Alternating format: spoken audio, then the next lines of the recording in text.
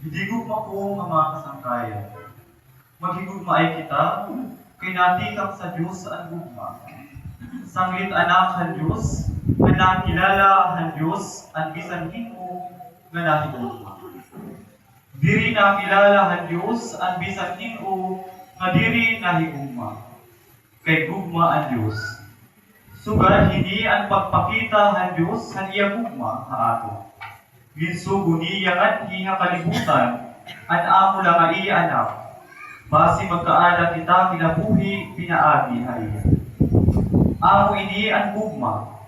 Diri nga kita ang nahigugma han Diyos. Kundi nga ang Diyos ang nahigugma haaton nga nagsugo han iya anak. Basi pinaagi haiya mapasaylo ang atong mga sala.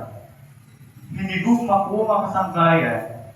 Kung sugad hini ang paghigugma han Diyos sa aton, kinahanglan paghigugma ay man kita.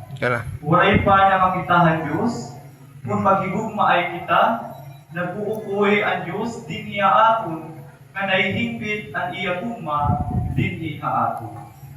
Maarang kita, nga diri kita magsasayo, nga nagpuukoy kita nilahan Diyos, nga nagpuukoy man ang Diyos din niya aton, tungod kay inatag iya an aton an iya espiritu.